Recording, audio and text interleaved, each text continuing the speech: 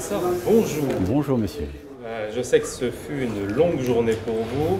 Vous avez effectué une petite vente, je crois. Combien y avait-il de lots? 380 et des poussières.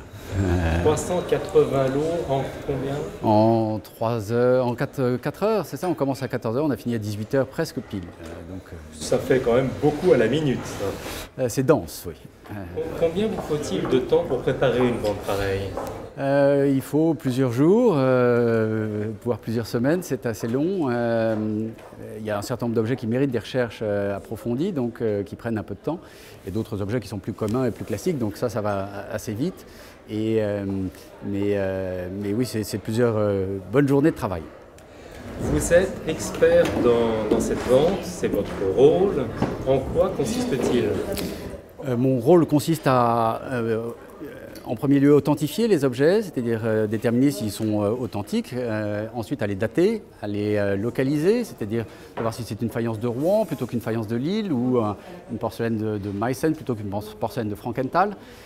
Et ensuite à estimer les objets, c'est-à-dire donner une fourchette d'une valeur approximative entre 1000 et 1500 euros ou 3 et 5000 euros pour donner une indication aux acheteurs du prix que l'objet risque d'atteindre.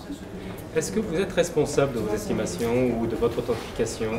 De mon authentification, oui. Les estimations sont uniquement à titre indicatif et n'engagent pas ma responsabilité. En revanche, j'engage ma responsabilité sur l'authentification des objets que je présente dans les ventes aux enchères. D'accord. Et en termes pragmatiques, cela veut dire quoi?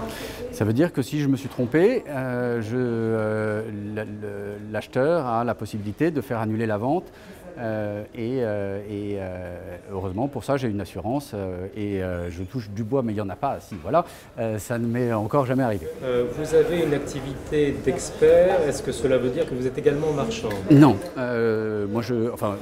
les deux sont possibles, il y a un certain nombre de mes confrères qui ont les deux casquettes de marchand et d'expert. Moi je me concentre mon activité uniquement sur l'expertise et principalement de vente publique. Il m'arrive de faire des expertises qui n'aboutissent pas nécessairement à des ventes aux enchères, que ce soit dans le cadre de succession ou simplement pour un partage. Mais mon activité principale est pour les ventes aux enchères, donc en collaboration avec les commissaires-priseurs qui font appel à mes services où je dirige aussi certains objets de mes clients vers les commissaires-priseurs quand ces vendeurs le souhaitent.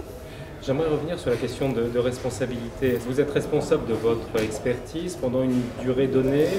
En vente publique, je suis responsable pendant 5 ans à partir de l'adjudication.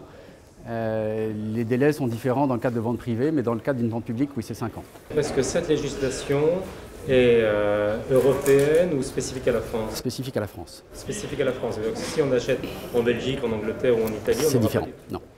Non, c'est une des spécificités du marché français qui est très protecteur des consommateurs et c'est une très bonne chose. Alors, vous avez montré plusieurs belles pièces dans cette vente. Est-ce que vous voulez nous en parler? Oui, on a eu quelques bons résultats. On avait une très bonne sélection à la fois de faïences et de porcelaines françaises, et pas uniquement françaises. On a quelques porcelaines allemandes, avec notamment ces deux plats en porcelaine de Meissen qui sont vers 1728, 1730, inspirés par la porcelaine japonaise du début du XVIIIe siècle, ce qu'on appelle les décors Kakemon, parce que c'est une famille de potiers japonais, les Kakemon, qui ont inventé ce type de décor, qui sont diffusés en Europe au début du XVIIIe siècle et qui ont beaucoup de succès. Et la manufacture de Meissen en Allemagne, en Saxe, a repris ce décor et un marchand hollandais, franco-hollandais, Rodolphe Lemaire, a demandé à ce que la manufacture de Meissen marque avec les épées croisées sur la couverte et non pas sous la couverte comme c'était traditionnellement le cas. Et la manufacture s'est rendue compte assez rapidement que ce Rodolphe Lemaire effaçait les marques de Meissen et vendait ça comme de la porcelaine du Japon beaucoup plus chère, notamment aux Pays-Bas. Donc toutes les porcelaines avec les épées croisées ont été saisies en 1730 et intégrées dans les collections de l'électeur de Saxe, Auguste Lefort, et porte un numéro d'inventaire qui a été apposé sous ces pièces au XVIIIe siècle, ce qui prouve que ces objets ont été dans les collections d'Auguste Lefort, l'électeur de Saxe, au palais japonais de Dresde, ce qui en fait leur valeur. On a vendu chacun de ces plats 10 000 euros. Et la provenance d'Auguste Lefort ajoute une plus-value assez considérable à ces coupes. De la même manière, nous avons vendu cette verseuse qui provient d'un service en porcelaine de Meissen fait en 1741 pour les lecteurs de Cologne, l'évêque de Clémence Auguste, et que j'avais estimé assez prudemment parce que l'état de conservation n'est pas parfait, l'anse est cassée, la prise du couvercle est cassée, donc je l'avais estimé autour de 1 500 € et elle s'est vendue 20 000 €. Donc là aussi, la provenance historique ajoute une plus-value considérable. La troisième pièce celle-ci, c'est une porcelaine de Sèvres datée, et ça c'est l'avantage des porcelaines de Sèvres, elles sont souvent datées de 1756, qui est la première année où la manufacture met au point ce fond vert qui est très, très agréable, légèrement bleuté.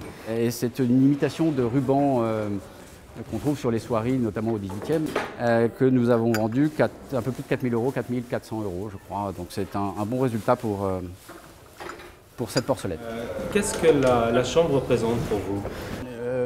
Un échange avec des confrères, que ce soit dans ma spécialité ou dans d'autres spécialités, qui est vraiment fondamental parce que je ne peux pas tout connaître, même dans mon domaine. Je suis très généraliste dans la céramique, c'est-à-dire que je couvre de la Renaissance jusqu'à la fin du XIXe siècle, toute l'Europe, sur à la fois la faïence, la porcelaine.